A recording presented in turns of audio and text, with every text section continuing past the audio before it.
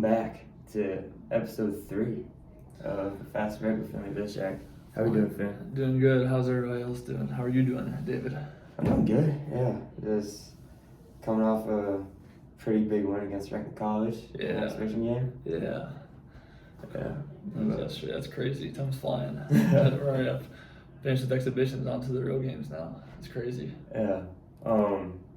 Speaking of exhibitions, there's some notable games that played throughout the conference with their exhibitions.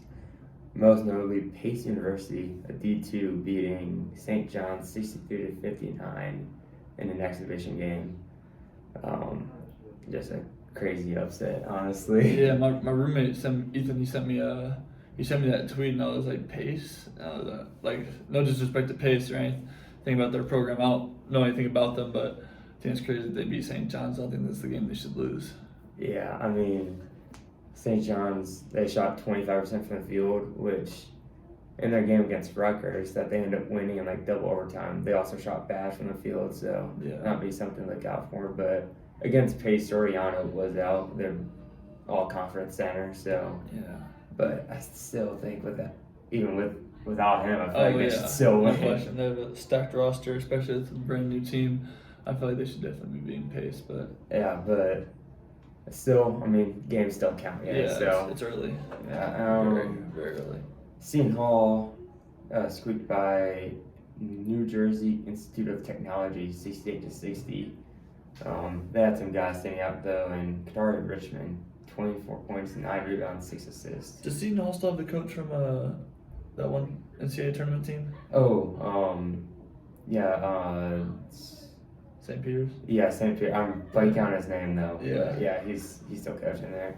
Gotcha. Yeah, that's sick. I think it's sick that he went to Seton Hall and then left and then came back to coach, kind of like Coach Mata did. But yeah, it's good that they got that win.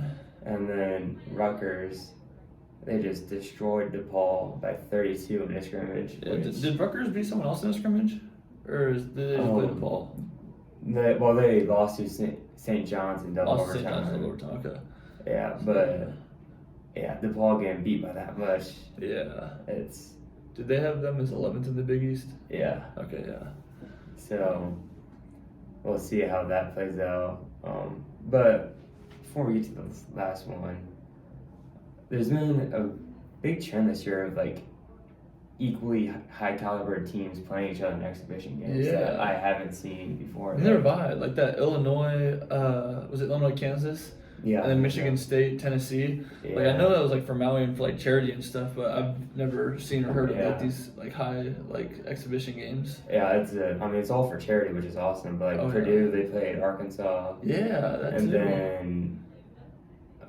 and then Texas Tech actually played Arkansas also. Texas Tech beat Arkansas, which is a pretty big win for them. Yeah, I think it's great. Like Tennessee and Michigan State are both like AP like top 10 teams. Yeah, like 9-4. Play for a like, gosh, like scrimmage. First game of the season, like that's crazy, man. That's imagine like doing nothing with the summer and then you're like, like even though it doesn't count, you're just playing against. Yeah, go figure it out against these future pros.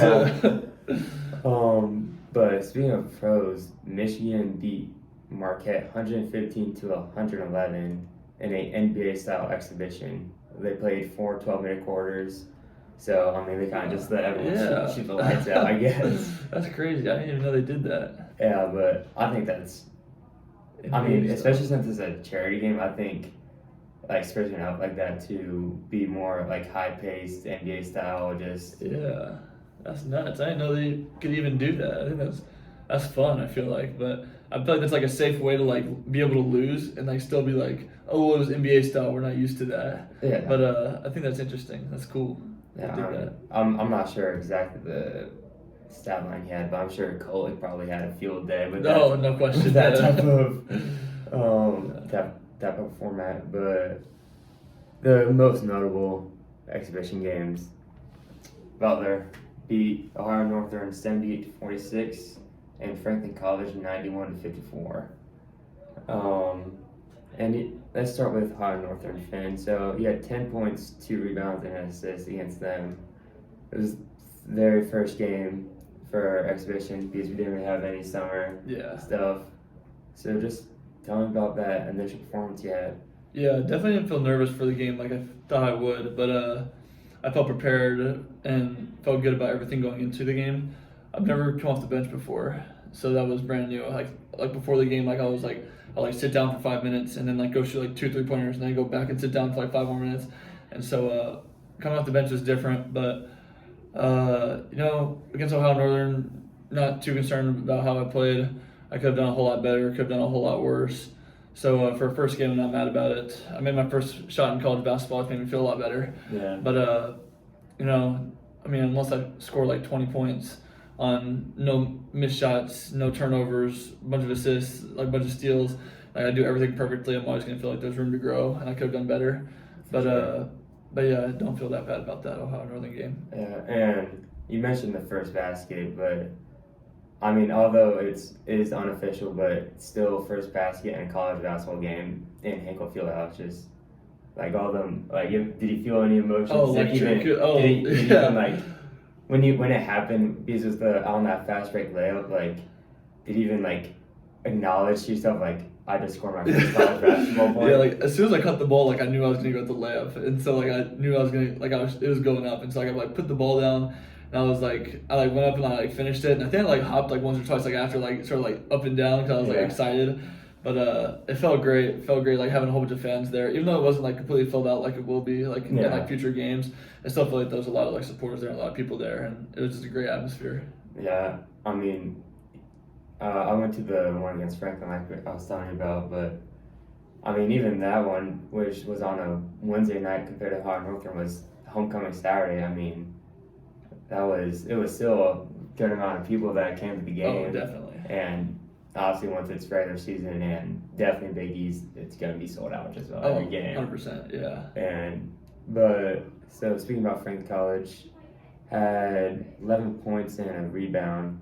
Couldn't find if you had any assists or not, but just how do you feel like the difference between the two games? If you felt like you improved at all, if you just felt like it was about the same since it was still exhibition game. Yeah, no disrespect to Ohio Northern, but I felt that Franklin was a lot better of a team. Yeah. They played a lot better in the first half at least, and kind of gave us like some challenges that like we weren't prepared for. They played more of a Princeton offense, and so they got to communicate more on defense. And so I think Franklin was definitely a better opponent, played better, had some better players. But and again, not trying to disrespect anything about Ohio Northern's play, but I felt like they came better, like they matched up better with us, like not having Jalen Thomas, and they had like an undersized big, and that was a good little matchup for them. But we figured it out, especially come like the second half and like the end of that first half, just sort of like figuring out like how we could like switch and like make it like the adjustments on offense and defense. But yeah, I feel good about that game. I feel pretty solid about how I played. I don't think the stat line does justice to everything that I did well, but that's just part of life, part of basketball. And so I'm not tripping about it. Like I said about how I could have done a lot better, could have done a lot worse. Yeah. But a lot of room to grow, and I'm ready for real games to start. Yeah. I'm also ready for real games to start. But so you mentioned that the stat line you felt like didn't really show how much how well you played, and I could attest to that since I was there. You look like you're always trying to move, always trying to do something, always staying active. Yeah. Whether that's like off-ball defense, trying to get open for a shot, whether you get past to or not, just like always trying to find an open spot, always trying to contribute, and just like, is that something that just always been your game, or is that something that like you've grown into like this past summer in the system? Yeah, I feel like my role in basketball as a whole has always been put the ball in the basket. Yeah. And find by any means necessary. And so I feel like I've always been good at scoring, trying to find my shot, but also trying to find others. And so but whether that's on the offensive end or contributing to the defensive end, so that way my offense doesn't just offset with my defense. Making sure that I'm always out there for a reason, even if my shots aren't falling or I'm not making the best decisions on offense. I'm still going to give you 100% of the defensive end and make sure my man doesn't score and stuff. For sure. And speaking about the defensive end, so against Franklin, you guys had a 22-6 assist to turnover ratio, which is pretty good. And he also forced 16 turnovers, which led to 17 points off of turnovers. So just talk about how crucial that possession control was for this game and just, in general, any basketball game you play. Yeah, I think, to control that possession. Yeah, for sure. I think the initial, what we wanted, going in toward, to the game, we had the same against Ohio, and it was 25 assists to 12 turnovers. And so seeing 22-6 is obviously we were on track for that goal by more than enough. And that 22-6 doesn't look bad to me at all. And we got into our press, and I think that sort of picked up the pressure on defense, kind of getting deflections, which led to turnovers or just messing up their offense and stuff. And so I think that was big for us. And I think our defense is definitely our strong suit right now, as we're still trying to get into the flow of our offense, because respect to both of our opponents, we weren't having to run all of our offense all the way through and getting to third and fourth options, and then getting into our initial offense and running flow and sets and stuff. And so I think we'll definitely see more of that in these first couple of real games versus exhibitions. But yeah, I'm really excited. Yeah. And with the exhibition, so last season Butler ranked 330th in the country in bench points, so bench productions per game. But through the first two exhibition games, you, as well as many others off the bench, have led to a contributing 39% of the total scoring output. So has there been any specific changes that was addressed in the summer, or was it just you guys balling out off the bench? I'd like to say balling off the bench, but we also had a new offensive coach, and so we're running a brand new offensive system from last year, and so we're still trying to figure out who's going to come in, who's going to provide what roles and stuff. Yeah. And so I feel my role on any team I play for, when I'm being played the right way, is to score the basketball. Yeah. And so whether that's starting or coming off the bench or not playing at all, it's if I come in the game, it's going to be to score the basketball, and that's what I do. That's what I feel I bring as a player for the most part. And so I feel we have players off the bench that also feel that they can come off the bench and score the ball. And our offense just allows for anyone, for the most part 1 through 4, to come in and run a flow, very free offense that can score the basketball at all levels. For sure. And watching it, I can agree, because there was times later in the game where you were taking the ball up the court. There was in the half court sets, Turnbull was he was holding up here trying to find a pass.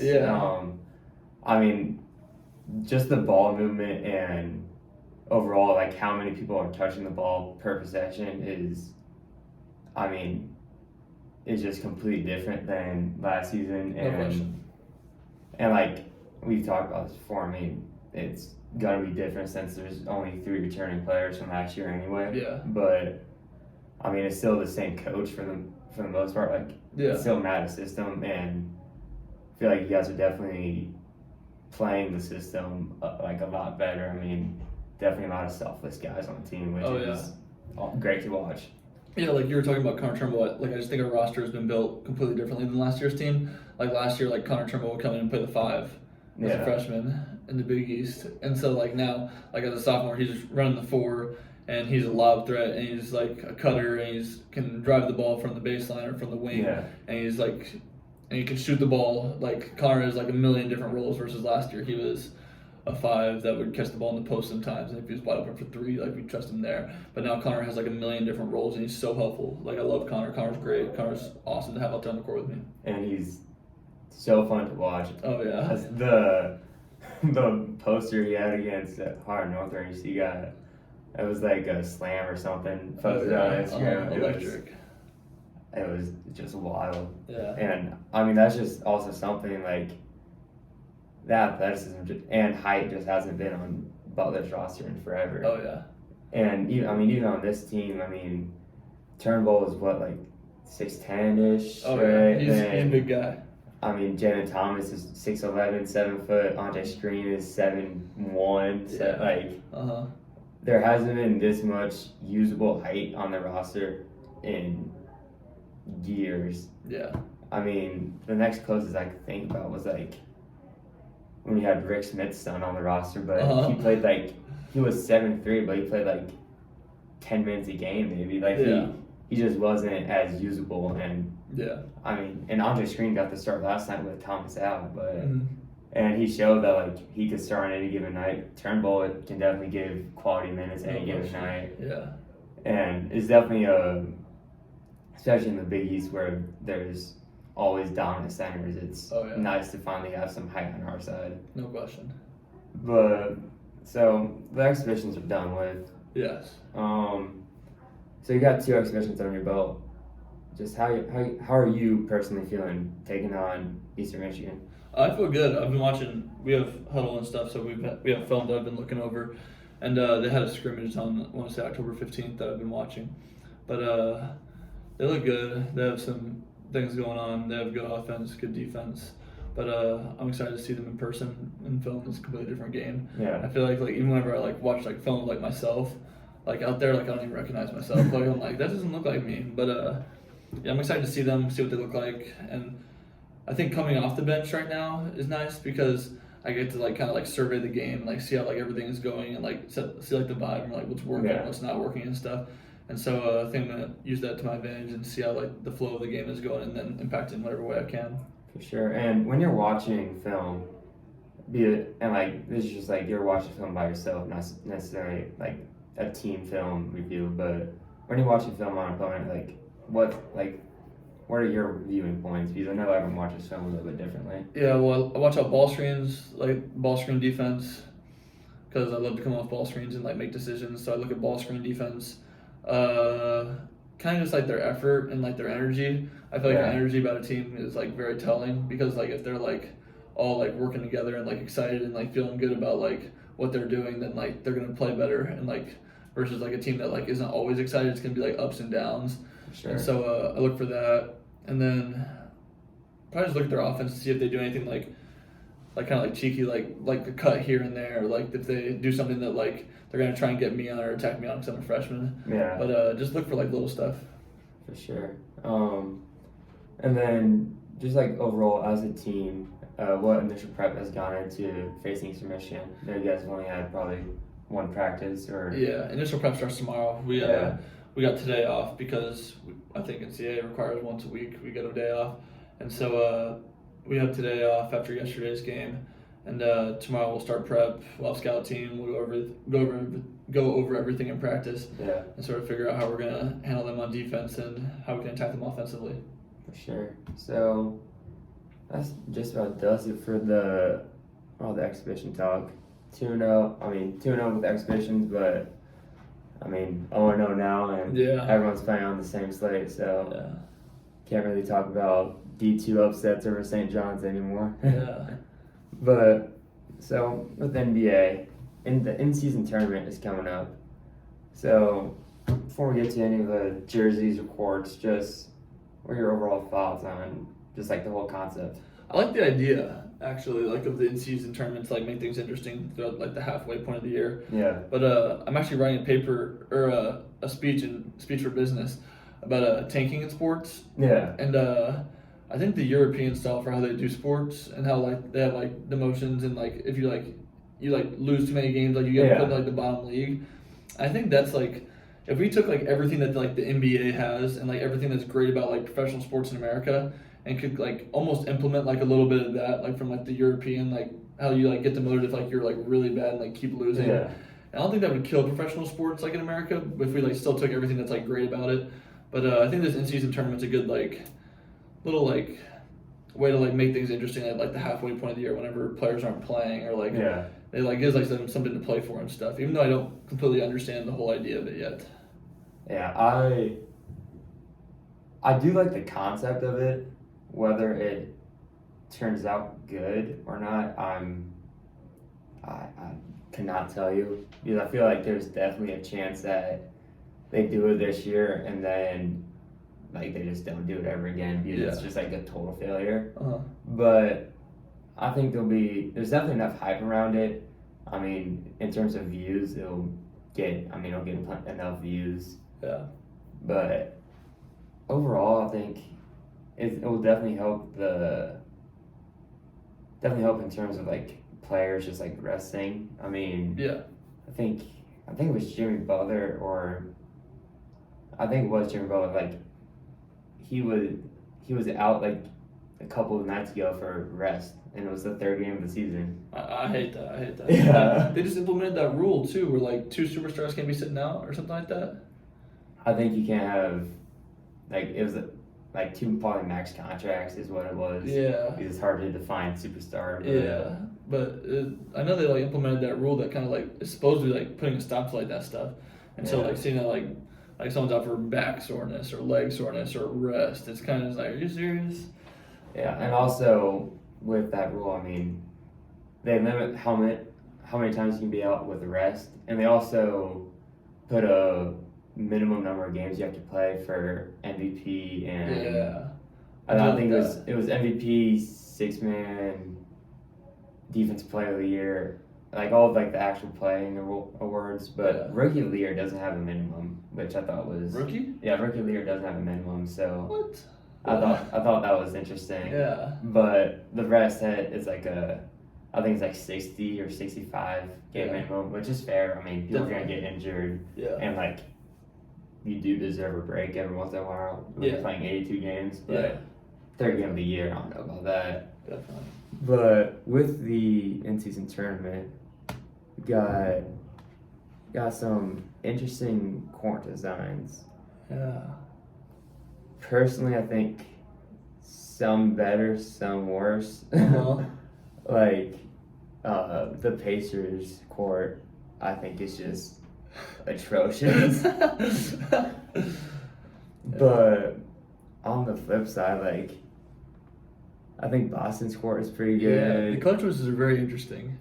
Yeah, and like the Knicks court has like it's like 3D, Yeah. but like it just looks bad because no one's gonna be able to see it as 3D. It's just gonna Yeah. give you a headache, really. Exactly. It's so bright. Yeah, everything's very bright, Yeah. and like also I don't know who decided to do like that logo for Yeah. the Pacers, but like just like the classic Bulls logo. Yeah. Yeah, and like also like the Timberwolves, like everyone has like this color Yeah. thing, but they're just like one. They got lazy in Minnesota. Yeah, Yeah. it, I think it's interesting. It's like I think trying it's to like build fun. a hype around like the whole like event idea of it because it's brand new, like the new jerseys and stuff. Yeah, I don't know. Maybe might be doing a little bit too much of this. I agree. And who's down here? I thought that was the Wizards. Yeah. Like that's not Is the that Wizards. Is that their color scheme? Like that's like green. So I don't know. I think it's kind of odd, but Yeah, that's interesting.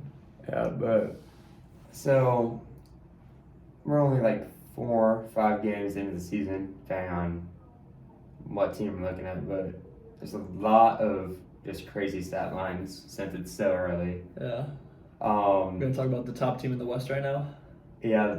So Luka Doncic averaging 40-point triple-double and shooting 48% from 3. It's our year, man.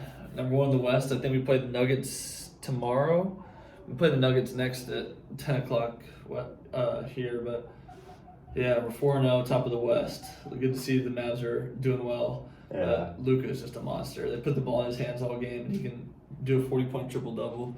That's just impressive to me, at least. Yeah, and Steph averaging 33, 5 and 5 on 55% from the field, 47% from 3, and 92% from the free throw line Yeah. on 6 made threes a game. Yeah, like And they after that first game, they've won the last 3 or 4 they've had. So the Warriors are definitely looking like the Warriors again, in my opinion. definitely. I just think it's crazy because like I'll watch like the Warriors play, and like the first like 3 quarters, like Steph will just be like 5 for 10 or like nothing like too crazy. It's like all Yeah. like relaxed, like calm down stuff. Maybe it's like 4 for like 6. It's like nothing like crazy. It's like normal stats. Then like I'll like go to like the bathroom or something, and I'll have like 30, and I'm like, what happened? He'll just go crazy. Yeah, it's not on the same level, but Tyrese Halliburton, he in like 2 games this year, I'd be just like going on my phone because can't watch the Pacers games Yeah. locally, which Yeah. is that's a whole nother thing. But so I'm just I'm like keeping track on my phone. I'm like, geez, Halliburton only has like 9 points and he'll have like 9 assists, but Yeah. he'll be like 9 points and just like not taking that many shots. Uh-huh. Then I put my phone down and I go back to the game and I see he's at 17 points, 11 assists. Yeah. And I was like, oh, did just like a bunch of game go by? And there'd be like 2 minutes. And Yeah. I look and it's just Halliburton 3, Halliburton 3, Halliburton 3. Yeah. And then it's timeout for the other team. That's crazy, bro. He just goes off whenever he wants to. Oh, yeah. They got beat up by the Celtics. Did they? What was the score? It was a lot to a little? It was 155 to 108, I think. Oh, my goodness. TJ McConnell was the Pacers' leading scorer with 18. Yeah, that's not going to do it. Yeah, Halliburton, he didn't play. Okay. And I think there was another key player out, but I forget who. But yeah, as soon as I saw Halliburton out, I was like, yeah, I'm not even going to keep track of this game. Yeah, for sure. But Cam Thomas, we've been talking about him for a little bit. Yeah. He's still averaging 33, 4, and 2. I like that guy. I like how he just gets buckets. Yeah, I mean, off the bench, still, I mean, Oh. 33 points off the bench is just absurd. Yeah, no question. I'm getting 10 or 11. I feel pretty good about it. I mean, he's also, I don't know how many points he's shooting. Let's see. Yeah. Shoot.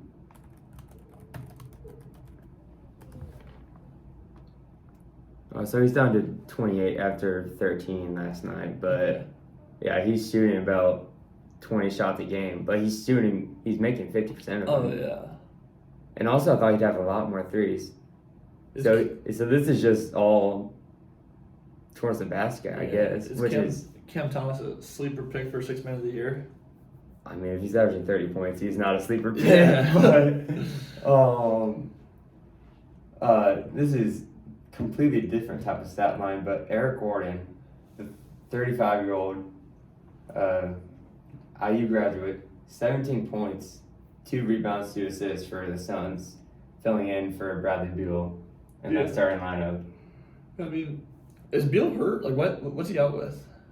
I don't know what he's out with, but Eric Gordon's been starting, and Yeah, Beal has not been playing. I'm a little annoyed I haven't seen Bradley Beal play yet for the Suns. I like watching Beal play in Washington and all the things that he brings to a team. Yeah. But Eric Gordon's been really like good. Like I know like in Houston, like and he's had like runs on like other teams and stuff. But I've always been a fan of Eric Gordon, like how he shoots the ball like extremely well, extremely high clip.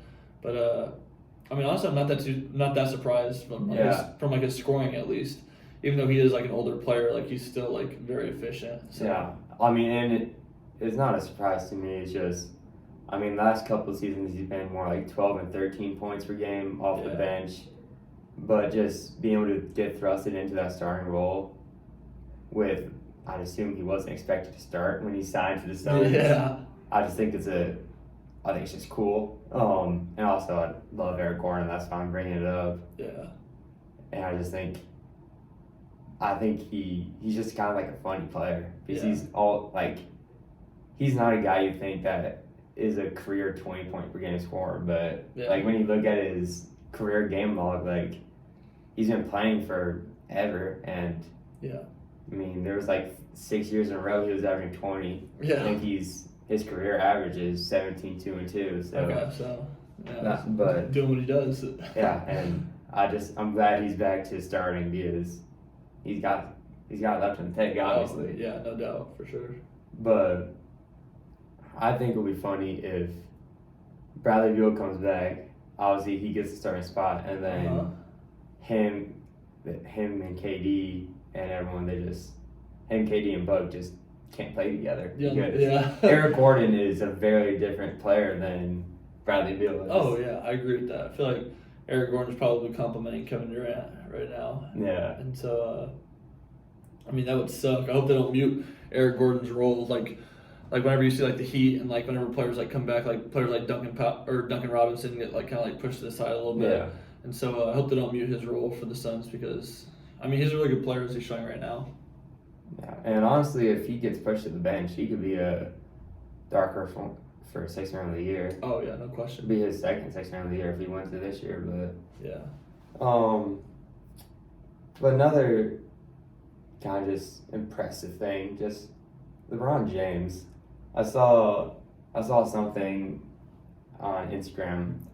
It was him against the Kings, like 20 years to the date, like in 2003 and then in 2023, and just comparing his stat line he had in each game. Yeah. And it was like almost identical, but he had like 5 more rebounds. Yes, like whenever they played a couple of days ago. Yeah. And I mean, growing up in Indiana, I learned to hate LeBron James when he was on the Heat. Yeah. And I think it's just time to, like, at least me personally, like, and I feel like people appreciate LeBron James, but I feel like people don't appreciate him, like, how just crazy of a athlete and basketball player he is. Oh, yeah, for sure. Like, I feel like just, like, him maintaining, being able to do this for 20 years is crazy without any major injuries, I don't think. Like, has he ever had one? Like, in terms major of injury? major injuries, not really. Yeah, like, he's sustaining, like, this body and this, like, his physicals, like, his, like, mental, like, state, like, everything that he's, like, maintaining throughout, like, this crazy time duration is beyond impressive. Especially, like, be doing, like, this many points, this many assists, this many rebounds, like, all that he contributes to, like, a basketball team and, like, throughout, like, the course of the season is beyond impressive. Yeah, I mean, for his career, over 20 whatever years, he's averaged, like, 27, 7, and, like, 25, 5, and 5 or something like that. Yeah. And, I mean, it's just absurd how someone can still be putting up that much numbers against the greatest athletes in the world. And Definitely. Did you see the clip of him, like, just Yeah. like launching in the air too? Oh my goodness, dude. He was touching the ceiling. Yeah, I mean, so that's me as a LeBron hater, just like finally putting it out there that I appreciate the player who he is. I appreciate greatness sometimes. Yeah, appreciate the greatness, even though he ruined the Pacers' best chance at the finals since. Yeah. And I'll die on that hill that if LeBron James is in the Western Conference, we at least reach the finals both those years. Probably. I mean, watching Paul George in a Pacers uniform, Yeah. him and George Hill and I'll give it to y'all. Roy Hibbert. But that just about does it for this episode. But we got, as always, you got some mailbox questions for you, Finn. Awesome. So, from Dogs by 90 on X, if you could incorporate a specific skill from any NBA player into your own game, which player skill would you choose? I feel like this is an easy answer for the most part. I'd go with Steph Curry's shooting. Well, I'm very confident in my own ability to shoot basketball. I feel like Steph Curry's ability to shoot basketball is crazy, and with Steph Curry's ability to shoot a shot, I feel like you could open up more of like my drives and like creating for others and stuff because it's such a problem. And I don't know. I feel like that's just the best skill because like I'm gonna assume like athleticism isn't involved in this because it's a specific skill, but like Zion's athleticism or like jumping or LeBron's like physicals and stuff. I feel like I would like or like Kyrie's like finishing or handle and stuff. I just feel like Steph Curry shooting would open up more of that. For sure. From Elijah on X, what are your expectations and goals for your freshman year? National championship, Big East championship, freshman of the year across all NCAA. I'm shooting for the stars on everything. Like I want shoot for the stars, aim for the moon, shoot for the stars. However that saying goes.